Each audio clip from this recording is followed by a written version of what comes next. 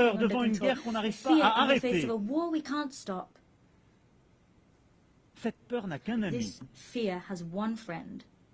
le plus fort qui en a créé les conditions, The strongest le cynique qui friend, pense qu'on peut se the débrouiller mightiest à person that was l'abri à able to quelques-uns qui prevail, réussissent. the cynic that was allowed to Nous n'avons qu'une prevail. We have responsabilité, one agir responsibility, that ensemble, is to act bâtir together, ce multilatéralisme build this efficace à multilateralism nouveau, once avec la again, même foi, with la the même same détermination faith, que with les the pères same fondateurs de resolve cette as the founding Assemblée. fathers of Le this faire avec encore assembly. plus We need to do that with d'efficacité, even more mais avec effectiveness, la but même with the volonté. same will. Ne rien céder aux We injustices. cannot give Ne rien ground to céder à la injustice. We can give nothing to fatality or the sense of the inevitable. We need to act, act, and act.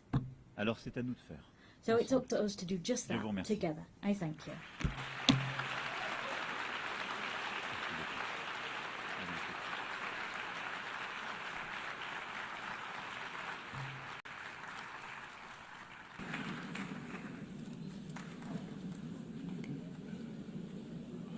On behalf of the Assembly, I wish to thank the President of the French Republic.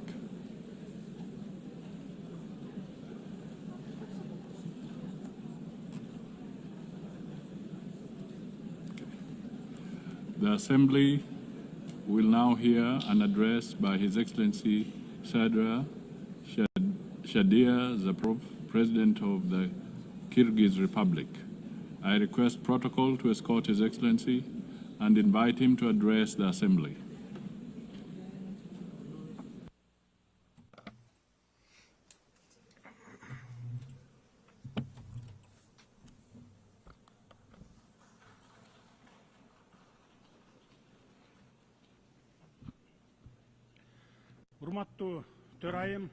Madam President, Mr. Secretary General, distinguished heads of delegations, ladies and gentlemen, allow me to sincerely congratulate Ms. Annalena Baerbock on her election as the President of the 80th session of the United Nations General Assembly, and to wish her every success in her work.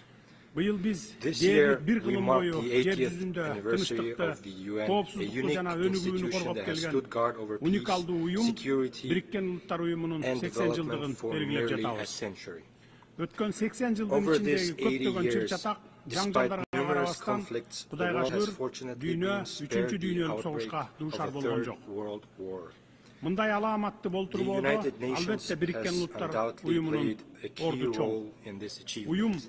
The organization has become not only an international platform for dialogue, but also played a special role in preventing a global conflict. Today, the trend of regionalism in world politics is strengthening. We are witnessing continued price hikes, a shortage of liquidity, and a war of sanctions in the global economy. The threat of terrorism and extremism has spread across all countries. Despite criticism, the UN remains the only true universal organization endowed with both moral authority and institutional capacity. Today, Kyrgyzstan takes pride in the political stability it has achieved and in ongoing social and economic transformation. These achievements did not come easily to us. For us, the price of attaining freedom and independence was very high. But I can state one thing with confidence. We have been able to establish Kyrgyzstan as a state. This achievement allows us to set ambitious goals for the future. International organizations, including the UN, recognize Kyrgyzstan as one of the freest and most stable states on the Eurasian continent with a strong civil society. A large-scale and irreversible fight against corruption and crime is considered a priority area of state policy in Kyrgyzstan. Today, our task is to pursue political modernization and economic development in line with the demands of tomorrow. We are committed to improving the investment climate, building an information society, and establishing fair and transparent public governance. Ladies and gentlemen, every year in New York, leaders of all world's nations gather to once again remind themselves and each other of the great mission for which the UN was created. I too have come to New York with this mission. Today, my diplomatic staff have prepared a polite text that takes into account the international diplomatic situation. However, this year, standing at this high podium, I decided not to speak as a diplomat. This year, from this podium, I wish to speak not only as the head of state, but as an ordinary person and a citizen of my country, openly expressing my true thoughts and reflections on the international events happening in the world. This year marks the fourth time I am delivering a speech at the UN General Assembly. For 3 consecutive years, I came here and delivered pleasant, beautiful words. Бүгүн мен миллиондогон кишилердин жүрөгүнө өйгөн көйгөйлөрдү ачык айкын айтайын деп чечтим. Дүйнөнүн чар тарабында, ар булуң бурчунда, Европада, Жакынкы Чыгышта, Африкада жана Азияда жаңы куралдуу кагылышуулар жана согуштар тутанууда. Миллиондогон адамдар үй жайынан ажырап, өз жерин өлөң төшөгүн таштап кетүүгө аргасыз болууда. Миллиондогон адамдар курман болууда. Жапа чеккен адамдар кимдер? Негизинен карапайым эл. Алардын өлүмүнөн акча жасаган дүйнөлүк саясатчылар. Биз көптөгөн элдердин, Палестинанын, Украинанын, Судандын, Сириянын жана башкалардын азап чегип жатканына көз жумуп олтурбашыбыз керек. Ал жерлерде согуштук аракеттер уланып, карапайым адамдар кырылып, адам укуктары бузулууда. Дүйнө коомчулугу өзүнүн өзүнчүл геосаясий кызыкчылыктарына таянып, аталган чыгчатактарга мунусу көбүрөөк, ал эми тигиниси азыраак маанилүү деген принцип менен мамиле кылып, кош стандарттуу ыкманы колдонууда. Украинада дээрлик 4 жылдан бери жаңжал уланып, адамдар өлүп, жарандары өлкөдөн качып чыгууда. Биз АКШ президенти Дональд Трамп менен Россия президенти Владимир Путиндин Украинадагы жаңжалды жөнгө салууга багытталган аракеттерин жана чечимдерин колдойбуз. Биз буга кызыктарбыз. Анткени Россия Украина жаңжалынан улам биз дагы жапа чегип жатабыз. Бир тараптуу санкциялар бизге, жаңыдан бутуна туруп келе жаткан өлкөгө да кесепетин тийгизүүдө. Кыргызстан экономикасын өз алдынча чыңдоого күчүрөп аракеттенип келебиз. Андыктан негизсиз санкцияларды өлкөнүн ички иштерине кийлигишүү катары жана жаңыдан бутуна туруп келе жаткан экономикабыздын төбөсүнөн ылдый басуу деп баалайбыз. Мен дайыма айтып келгем жана дагы бир жолу кайталаймын. Кыргызстан өзүнүн эл аралык милдеттенмелерин ар дайым так аткарып келген жана аткара беребиз. Бирок биз жарандарыбыздын кызыкчылыгын өлкөнүн экономикалык өнүгүүсүн курмандыкка чала албайбыз. Кыргызстанга карата жарыяланган санкциялар айрым бейөкмөт уюмдар жана кара ниет жарандарыбыз тарабынан жайылтылган жалган маалыматтарга негизделген. Кыргызстан банктардын ишмердүүлүгүн кылдат текшертирүү үчүн көз карандысыз эл аралык аудиттерди кабыл алууга даярбыз. 2024 жылы Европа Бирлигинин өлкөлөрү Россия менен $141 миллиард соода жүргүзсө, анын 36 миллиард доллары Россиядан импорттолгон товарлар болгон. Ал эми биздин эки банкка каршы санкция жарыялаган Британиянын өзү 2024 жылы Россия менен $2,2 миллиард соода жүргүзгөн. Ачык айтканда, кимдир бирөөлөр өз алдынча кызматташуу мүмкүнчүлүгүн өзүнчүлүк менен өзүнө калтырып, өз кызыкчылыктарын коргоп, башкаларга тыюу салган. Бул көрүнүштү кантип атоо керек? Өзгөдөн бир нерсе талап кылаардан мурда өзүң башкаларга үлгү бол деген сөз. Бизге Россия менен кызматташпагыла деген талап коесуңар дагы өзүңөр кеңири кызматташып жатат. Бизди силерге караганда Россия менен көптөгөн экономикалык байланыштар бириктирип турат. Ошондуктан экономикалык жактан Россия менен кызматташпай кое албайбыз. Биз башкалар менен тирешүүнү каалабайбыз. Биз дээрлик бардык өлкөлөр менен кызматташып, көп векторлуу саясат жүргүзүп жатабыз. Мисалы, биз ошол эле Англияга жылына $1 миллиарддан ашык долларга алтын сатабыз. Менин өлкө президенти катары биринчи милдетим жарандарымдын жана өлкөмдүн коопсуздугун камсыз кылып, экономикалык абалын жогорулатуу. Биз экономикалык кызматташтыкты жана сооданы саясатташтырууга каршыбыз.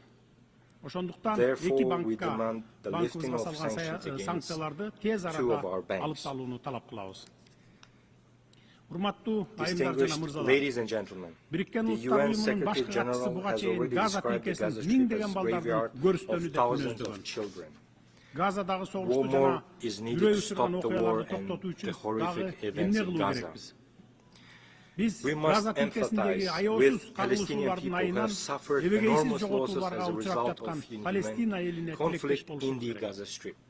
бүткүл дүйнөнүн көз алдында We өтүп must жаткан not адам remain чыдагыс трагедияга indifferent кайдыгер to карабашыбыз the human керек. tragedy unfolding before the Биз whole world. We палестиналыктарга demand an end каршы to геноциддин genocide against the токтотулушун Palestinians жана Бириккен and Улуттар the Уюмунун commencement of эл international аралык соту judicial тарабынан investigation by эл the аралык соттук UN иликтөөнүн International Court of башталышын талап Justice. кылабыз. Менин өлкөм ар My дайым country has always зомбулуктун firmly жана condemned терроризмдин violence бардык and terrorism in all көрүнүштөрүн their кескин forms, айыптайт. including Анын ичинде 2023 жылдын 7 октябрындагы Израилге террорчулардын кол салууларын дагы айыптайбыз. Андай террорчуларды such катуу terrorists жазалоо must be керек. punished harshly. Бирок терроризмге каршы However, the күрөшүүнүн, fight against terrorism and the террорчуларды methods used жоккулуунун to өз eliminate ыкмалары, жол жобосу бар have да. their own rules and Ошол procedures. ыкмалар менен күрөшүш керек эле. Андай террорчулардын кесепетинен миллиондогон жөнөкөй жарандар, Those methods жаш must be балдар used. кырылбаш Because of керек эле. actions of such terrorists, Эмне millions of себептен ordinary карапайым civilians should элдин not perish. бейкүнөө балдардын Why do we allow the mass кырылышына deaths жол of берип ordinary жатабыз? people and innocent children by the Тынчтыкты hundreds of орнотуунун thousands? бирден бир The жолу only way to эки эл үчүн establish эки a мамлекет lasting принцибин peace ишке is to ашырууубуз implement керек. the principle of two Палестина states for two people. 1967 жылдагы Palestine must gain чек independence негизинде based көз on карандысыздыкка ээ 1967 болушу керек. borders.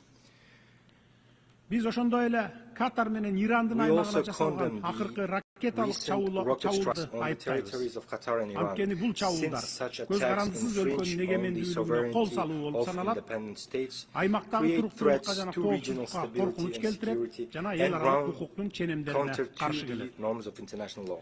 Газа, The Иран, fight Ливан against жана башка аймактардагы terrorism and modern терроризмге, threats in Gaza, коркунучтарга Iran, каршы Lebanon, and күрөшүү other regions must алардын be масштабына жана proportionate to their мүнөзүнө scale ылайык and келүүгө nature. тийиш. Civilians, Бейкүнөө women, жарандар, and children аялдар жана must балдар not жабыркабашы керек, алар suffer курмандыкка and be чалынбашы керек. sacrificed. Урматтуу айымдар жана мырзалар, Distinguished ladies and коңшу өлкө gentlemen, катары Кыргызстан as a neighboring азыркы country, оор шарттарда Kyrgyzstan considers Афган it элине important, ар especially тараптуу in these колдоо difficult көрсөтүүнү, times, to provide Афганистандын comprehensive экономикасын support to the аймактык Afghan жана people by дүйнөлүк экономикалык integrating процесстерге Afghanistan's интеграциялоо economy into маанилүү the деп эсептейт. regional and global economic processes. Афганистанды эл аралык To изоляцияга isolate алуу, Afghanistan аны at the чет элдик international жардамсыз level and калтыруу deprive it туура of эмес. foreign assistance Бул is wrong. адилетсиздик. It is unjust. Геосаясий We идеологиялык believe that the максаттарды use of көздөп, financial каржылык instruments for инструменттерди geopolitical колдонуу and аркылуу ideological gain, гуманитардык thereby кризисти deepening the курчутууну humanitarian crisis, адилетсиздик жана is an act of адамгерчиликсиздик деп эсептейбиз. injustice and inhumanity. Ошондуктан биз Therefore, we батыш are өлкөлөрү convinced тарабынан тондурулган that the assets of Афганистандын Afghanistan активтерин frozen by 9 миллиард Western акш countries долларынан in the ашык amount акча of каражатын $9 billion мүмкүн болушунча тез арада must be мыйзамдуу returned ээсине to the Afghan Афган people элине as soon as кайтарылышы керек possible. деп эсептейбиз. Аталган каражаттар These funds could инфраструктураны contribute to калыбына the келтирүүгө, restoration of жергиликтүү infrastructure, банктар expansion аркылуу of access to жарандарга credit through жеткиликтүү local banks, насыяларды берүү the мүмкүнчүлүгүн development of кеңейтүүгө, agriculture and the айыл creation чарбасын of new өнүктүрүүгө жана opportunities for жакырчылыкта millions жашаган of people миллиондогон living in адамдарга poverty. жаңы мүмкүнчүлүктөрдү түзүүгө жардам бермек. Бул акчаларды ушул тапта өзүңөр колдонуп, пайдасын көрүп жатасыңар. Эмне деген уятсыздык. Ушул эле Бириккен Улуттар Уюмунун маалыматына ылайык, 2025-жылы Афганистанда 15 миллиондон ашык адам ачкачылыкка дуушар болсо, 24 миллион адам гуманитардык жардамга муктаж болуп. Барыбызга маалым болгондой, сентябрь айынын алгачкы күндөрүндөгү жер титирөөдөн улам 2000ден ашуун афган боодошторубуз каза тапты. Тилекке каршы акча каражаттарынын жетишсиздигинен жана инфраструктуранын начарлыгынан улам жабыркагандарга өз убагында жардам көрсөтүүгө мүмкүн болгон жок. Биз батыш өлкөлөрүнүн лидерлерин Афган элинин келечеги үчүн активтерин тез арада кайтарып берүүгө чакырабыз. Эгер Афган эли жакырчылыктан, ачарчылыктан тез арада чыксын десеңиздер, токтоосуз кайтарып бериңиздер. Адам укугу, мамлекеттер аралык укуктар жөнүндө сүйлөгөн сөзүңөр менен кылган ишиңер мына ошондо бири-бирине дал келет. Урматтуу жыйындын катышуучулары, Африка өлкөлөрүндөгү чыр-чатактардан баштап азык-түлүк коопсуздугуна чейинки маселелер сөз жүзүндөгү боорукердикти эмес, конкреттүү иш менен бекемделген тилектештикти талап кылат. Africa is 54 countries with a population of more than 1.5 billion people. It is the second largest continent after Eurasia. Africa possesses enormous reserves of resources, and we are confident that in the near future, Africa's role in the global economy and international politics will multiply several times. Therefore, the continent's colossal natural wealth must serve the accelerated development of Africa itself and the fulfillment of its own interests. The peacekeeping work of the UN must be strengthened. My country began sending its peacekeepers on UN missions at the dawn of its independence in the early 1990s.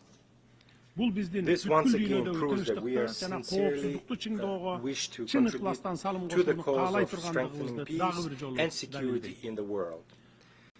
The contribution of a state should not be determined by its size, but by the depth of its commitment and sincere desire for peace and solidarity.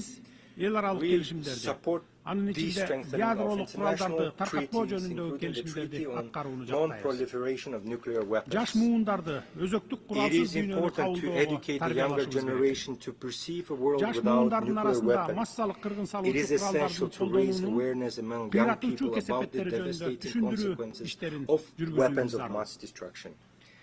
The International Day for Disarmament and Non-Proliferation Awareness, initiated by Kyrgyzstan and supported by the UN member states, is an excellent platform for implementing this concept. Kyrgyzstan is one of the initiators and the depository of the Treaty on Nuclear Weapon-Free Zones in Central Asia. We have set it to all fundamental international instruments on disarmament, non-proliferation, including the Treaty on Non-Proliferation of Nuclear Weapons and the Comprehensive Nuclear Test Ban Treaty. In line with the principles of consistency, this year the Kyrgyz Republic made the political decision to sign the Treaty on Prohibition of Nuclear Weapons. We firmly believe that our planet must exist without nuclear weapons. This human invention must be used solely for peaceful purposes. Ladies and gentlemen, for sustainable development and regional integration, the countries of Central Asia require equal dialogue and active cooperation. Despite complex historical and geographic factors, Kyrgyzstan has peacefully resolved its border issues with neighboring countries, in particular Tajikistan and Uzbekistan.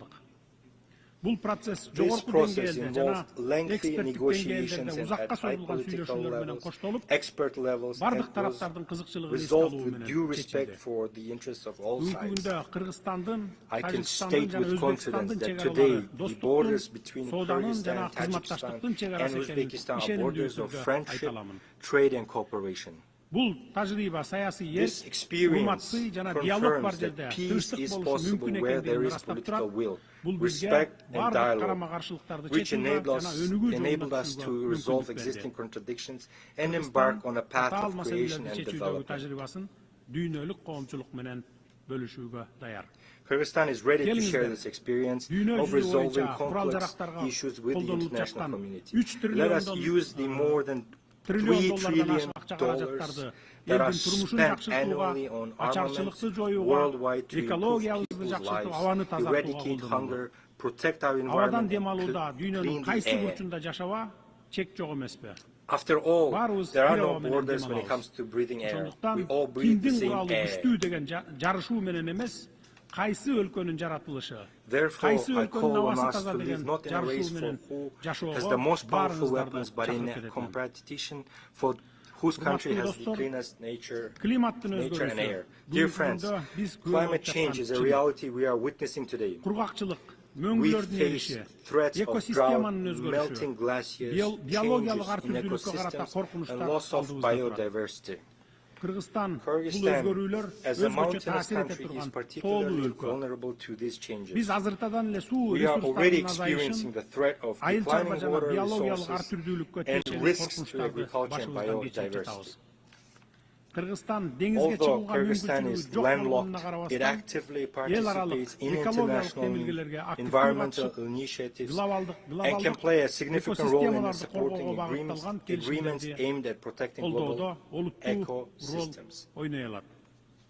The Kyrgyz Republic consistently advocates for recognition of the interconnection of natural systems from mountains to oceans, which are two poles of a single system. The future of the oceans begin on the mountaintops. In this context, we ratified the agreement on conservation and sustainable use of marine biological diversity and became among the first 60-plus countries to join the agreement. Rivers that sustain marine and coastal ecosystems originate in mountains. Thus, the protection of mountain ecosystems and the sustainable management of the oceans are interconnected. At present, the country is preparing the second Bishkek Plus 25 summit, scheduled for 2027 as a central platform for states, international organizations, and experts on sustainable development of mountain regions. We invite all of you to take an active part in this event. Dear friends, as former UN General Secretary Dag Hammarskjöld once aptly said, the UN was not created to lead humanity to heaven, but to save humanity from hell. Today these words are more relevant than ever. The organization was born from the horrors of war, but lives and on thanks to faith in cooperation, dialogue and respect. Now more than ever, it is important to preserve and strengthen the system of multilateralism as a shield against anarchy and unilateral positions. There is an urgent need to develop fundamentally new international mechanisms that adequately respond to contemporary challenges and threats.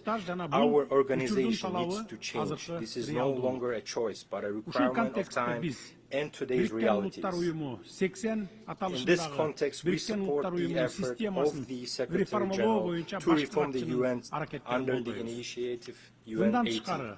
It is also time to improve the reform work of the UN Security Council. At present,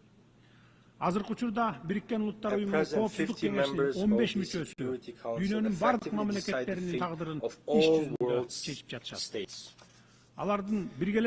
Questions of war and peace, security and stability depend on whether they can reach a consolidated position. Moreover, the 5 permanent members of the Security Council can always block any decision. Kyrgyzstan advocates for a necessary measure to improve the UN Security Council in a way that takes into account the interests of majority of states. In this regard, it is important to achieve a compromise on all aspects of Security Council reform as soon as possible. This reform must be based on principles of universality, broad geographical representation, and wide support among UN member states. Kyrgyzstan considers it legitimate and fair to expand the rights of African states to membership in the Security Council and to eliminate historical imbalances. More than 60 member states, including Kyrgyzstan, have never been elected to the Security Council, while some countries have been elected 5 or 6 times. We think it's not fair. Distinguished delegates, Kyrgyzstan strives to make its contribution to peace, global security, and sustainable development.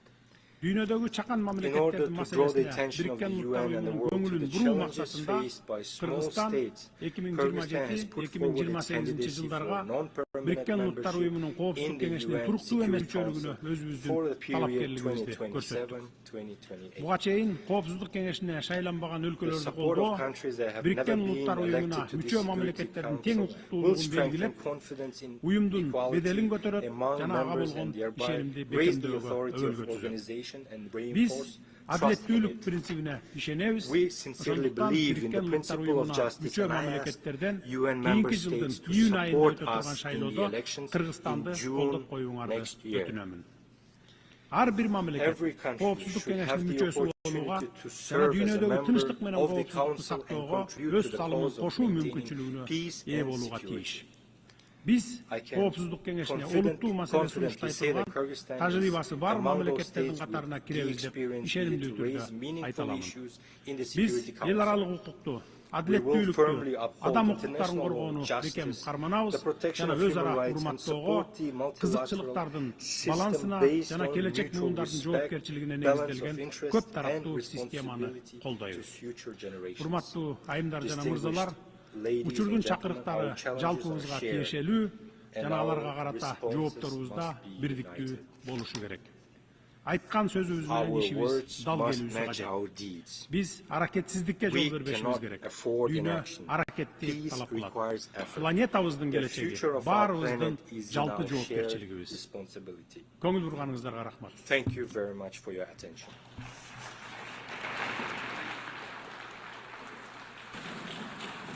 On behalf of the Assembly, I wish to thank the President of the Kyrgyz Republic.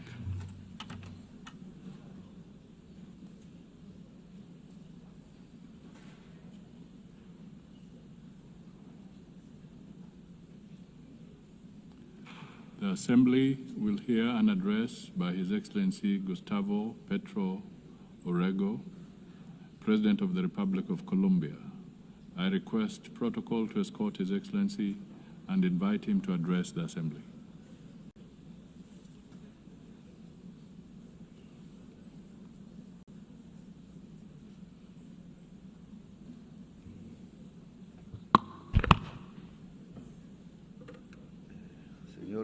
Señor presidente de la Asamblea, President.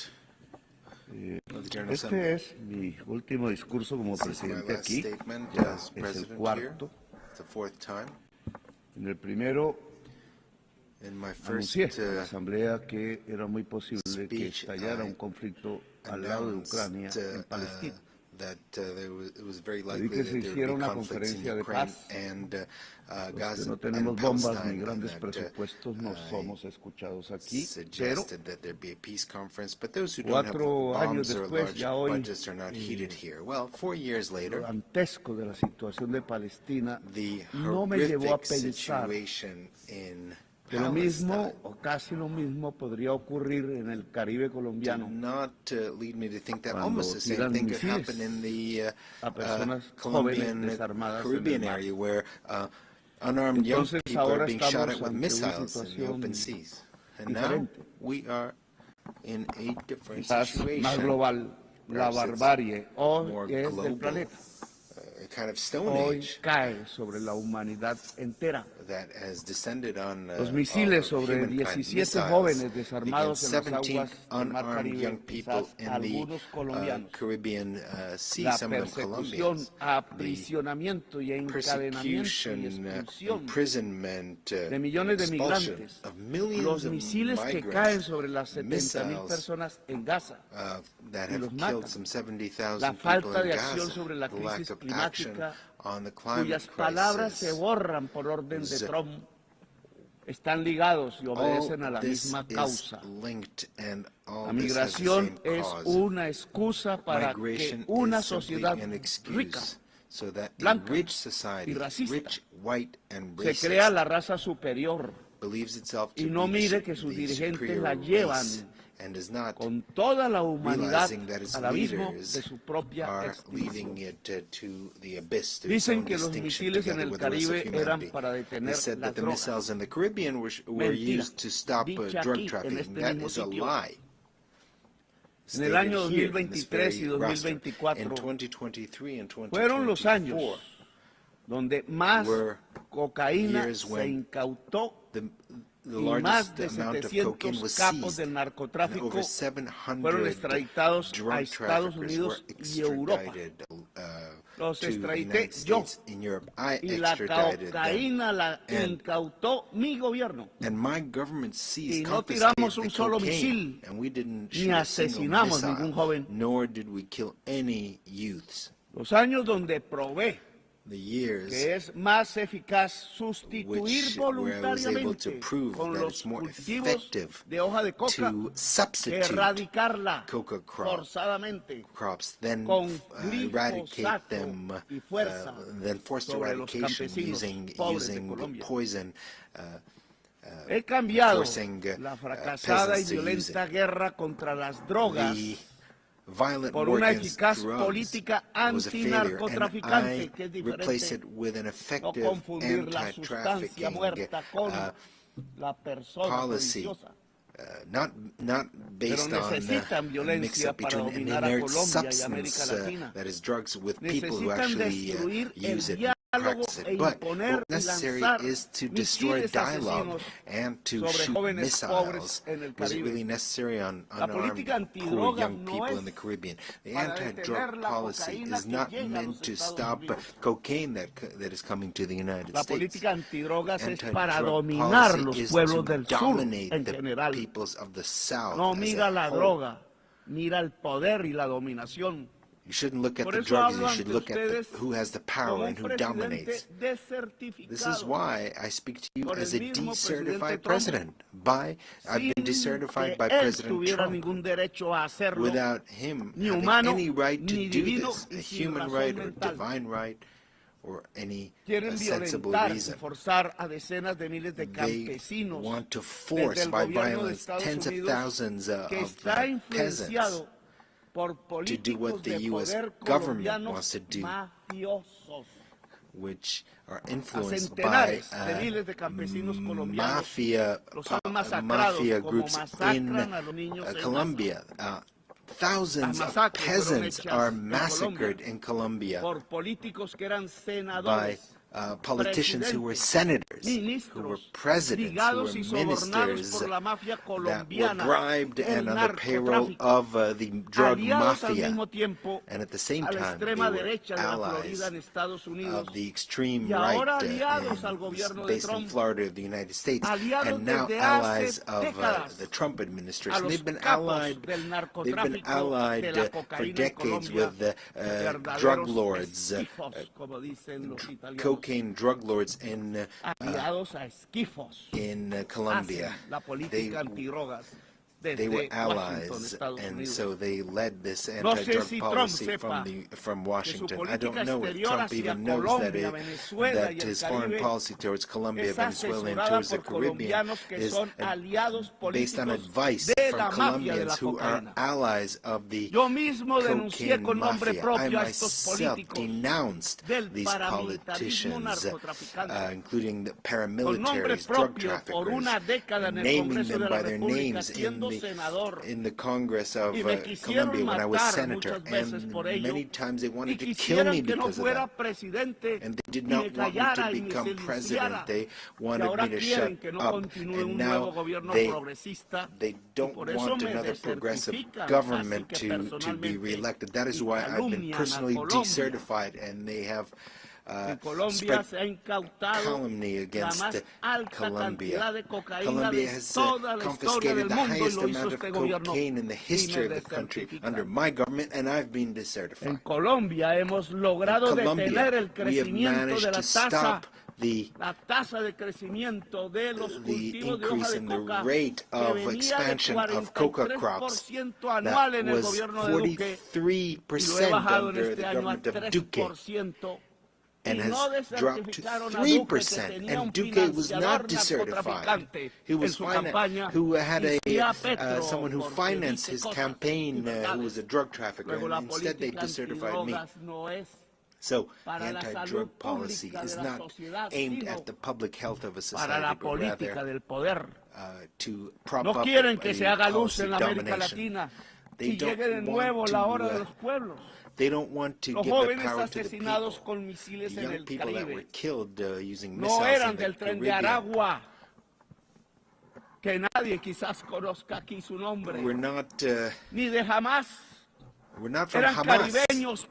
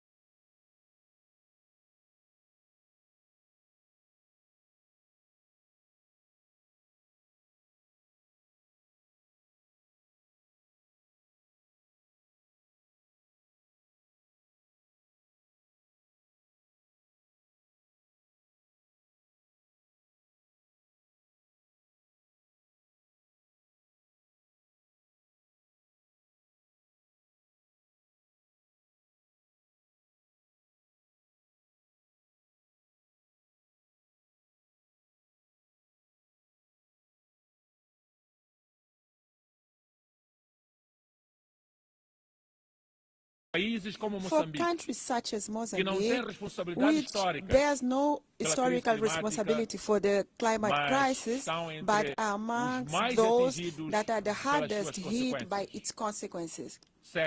Droughts, cyclones, floods, inundations. This decision is very important. It's a legal principle for us. It's a call to climate justice. It's a call to global solidarity and immediate actions from the side of all of us. The environmental crisis is compounded